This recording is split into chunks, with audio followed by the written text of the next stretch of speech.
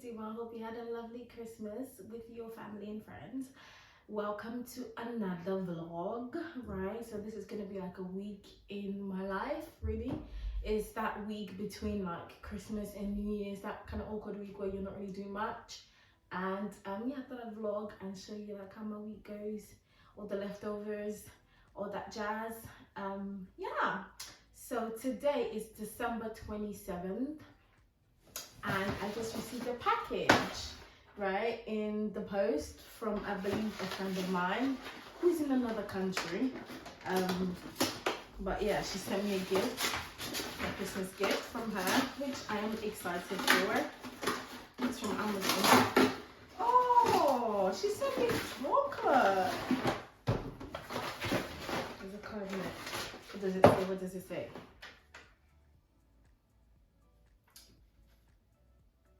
Oh, I can't read it. I can't see.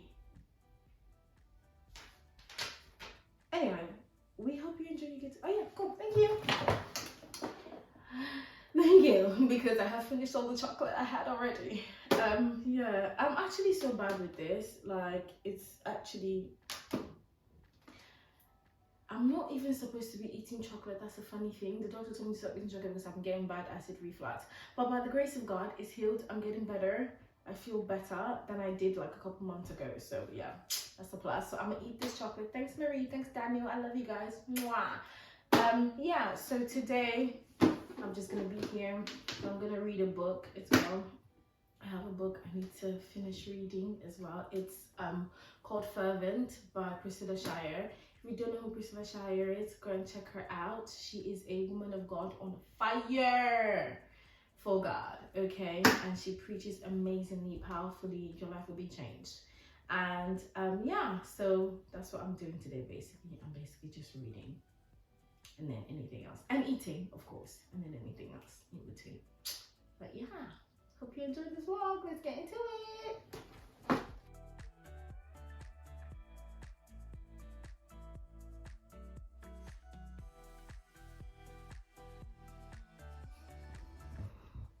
Hi guys, so yeah, like I said, I was just reading this book, and the chapter I read today was on fear. And really the book is really just about like different strategies and ways that Satan you know, attempts to derail us from our destiny. And this chapter that I read today was talking about fear, right, and how Satan uses fear to like cripple us. And I just love it so much because it's just such a reminder that anything that God has called me to and anything that God is directing me to do, excuse me, anything that God is directing me to do, He's giving me the grace to do it. And any form of fear, and she even says it in the book that in the Bible, which obviously you hear a lot, but I guess sometimes things don't really resonate. In the Bible, God says more than 300 times, do not be afraid.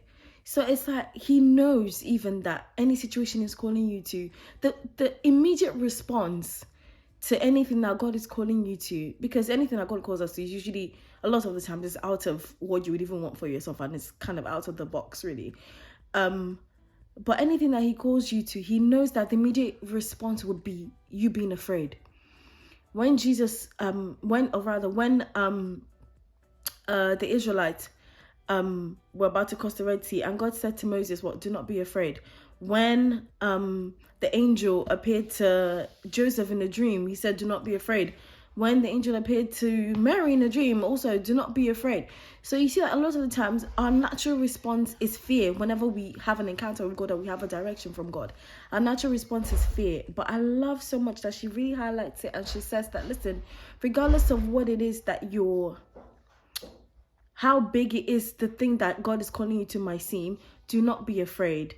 Do not let fear cripple you. Yes, it will come, but don't let it cripple you. And don't let it take like hold of you, because then you'll not be able to step into God's best for your life. And I really, really love that. And I'm truly, truly just blessed by this chapter that I've read. I love it. And I'm praying that God gives me the grace to be able to do as I've read and not let fear cripple me and get a hold of me whenever He's asking me to do anything. But yeah, it's an amazing book. So if you haven't read it, I would suggest picking it up to read. It's beautiful. yeah, that's my spiel done.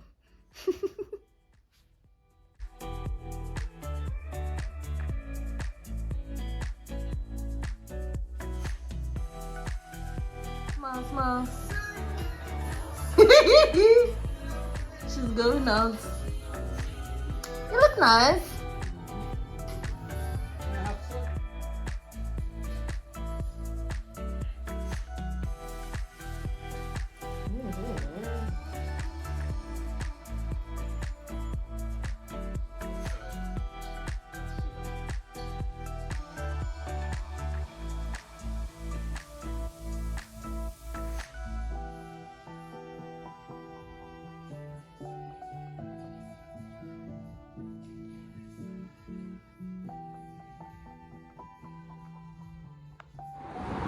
Hello friends. Oh gosh, why do my eyes look red?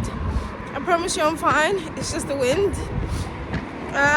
It is December 29th and I am going back to Blue Water to return an item and to look for a few bits and bobs. So hope you're all well, hope you're doing well. Come along with me as I pop through the shops again.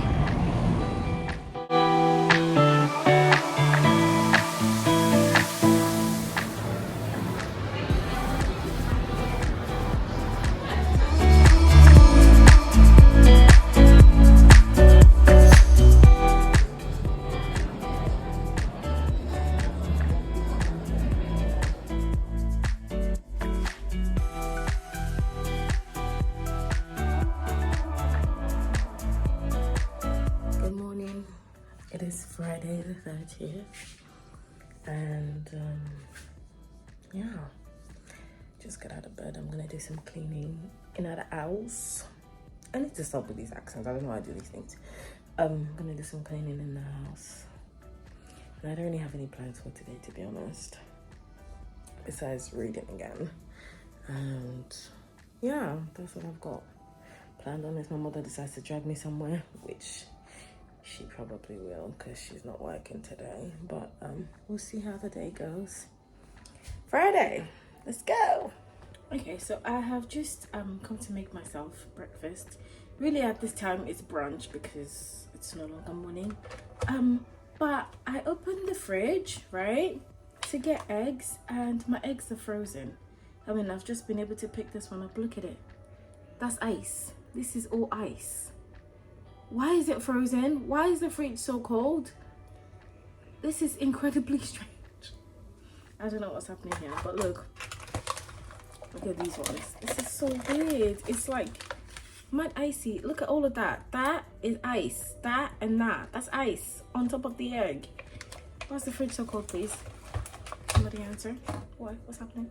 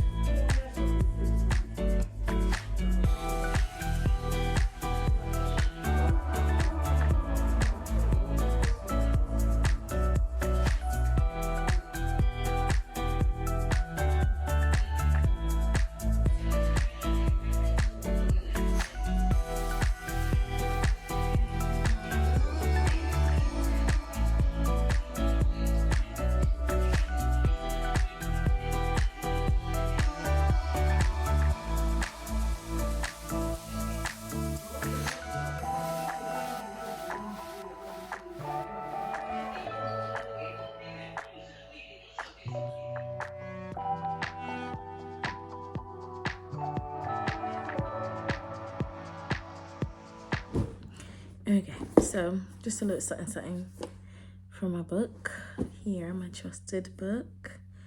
The chapter that I read today was on your purity, right? And it talks about how like Satan works to affect your purity or your level of purity or whatever. You get the point. And one thing I really loved was that she broke it down and she explained it in a sense that when you feel the nudge to do something that's wrong, or when you feel like you're struggling rather with a certain sin, or like there's some points in your life or some times where it's like there's a particular time in your life where the thing that you struggle with always comes. And she was basically saying that that's not a coincidence and that's Satan at work.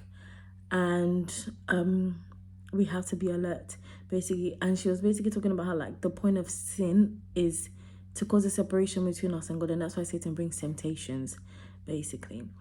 And in order for us to be able to overcome those temptations, we have to be alert and we have to give ourselves to prayer. And we have to also like face it head on. And towards the end of the chapter, she makes you write down like the things that you're struggling with, or the sins, or whatever it is that you're struggling with. Write it down, and they're like verses at the end that you can pray over your life. So basically, it's really a prayer book more than anything. It's not really like a book that you read and then, oh wow, type of thing.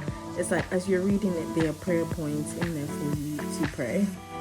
And then she writes these different verses about overcoming sin and just living a holy life. And I was really blessed by it because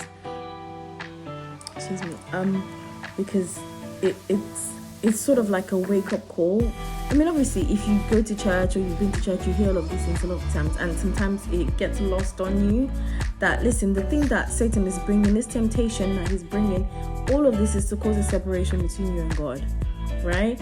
And she was basically saying that sometimes Satan works so hard to get us to a place where it's like the thing that, you used to be so cautious about, he wants us to get to a place where it's like, oh, it doesn't really bother you anymore, or I'll just keep doing this, or like it's like almost like those things that you were so conscious about, it's no longer as bad anymore. So before you realize, you start to live a dual life just because you've let your guard down and you start to give into your own desires or your fleshly desires, and before you realize, you're living a dual life and you're living in impurity. And she was just basically saying that we have to be alert and you have to pray those things out of your life, basically, and not just be so complacent. And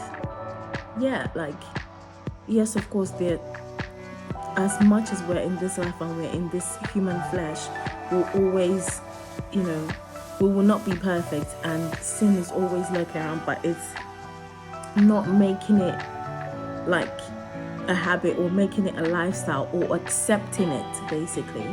That's the word. It's not accepting it and taking it as, whatever. We'll always be fighting sin till the day that we die, basically. As long as you're on this earth, you always be fighting to overcome sin, and don't ever get complacent to think that just don't fold your arms, basically, because Satan is always bringing temptations, and the minute you lose your guard, he jumps right in.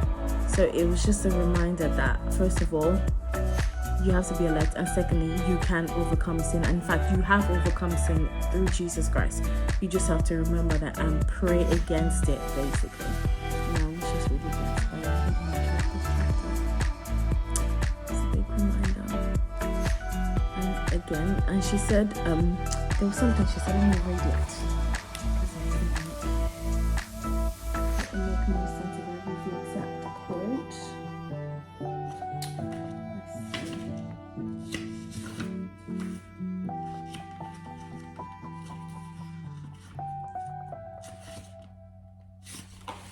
Yeah, she says, purity leads to fervent prayer, and fervent prayer leads to purity. And when we start putting the cycle to work, building momentum like a spiritual turbine, surrounding our hearts with the nearness of God's protection, we strip Satan of the power to rope us down to the same old cycle of sin we've always known. So yeah, when you pray, you're able to live a pure life, and vice versa, basically. And yeah, and when you're able to live a pure life, you're also able to pray. Basically, it's like a cycle. And yeah, really blessed by that. Hope you are too. But yeah, I keep recommending pick up this book. It's very powerful. And listen to a message by Priscilla Shirer. I love the way she teaches. She literally like, wow, I'm really going on here. But I love the way she teaches. She literally like grabs you and gets you in. The way she even like, the power in her voice was the way she speaks and the way she like does these gestures and all of these things. Oh my goodness, it's I receive it. It's amazing, honestly. So yeah, listen to a message by Priscilla Shirer. You'll be blessed. Okay, bye bye. I'm done talking now.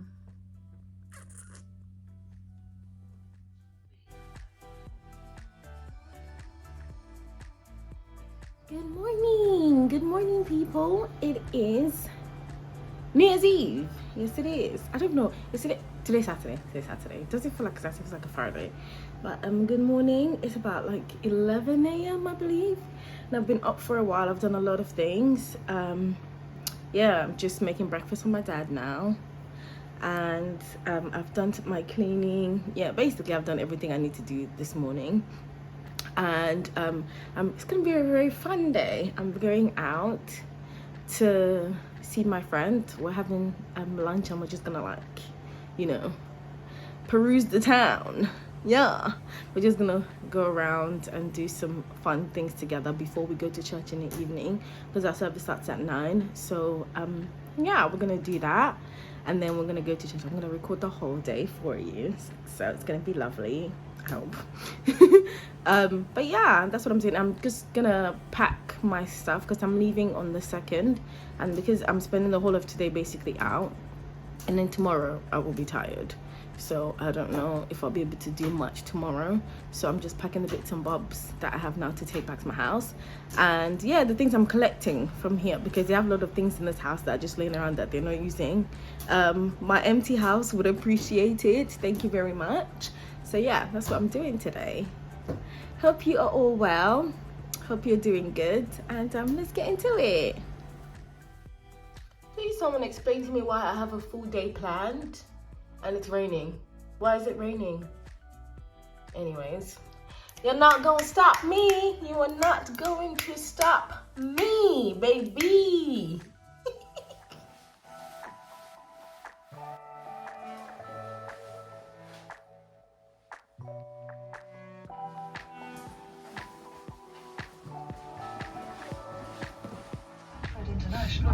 And St. Pancras International.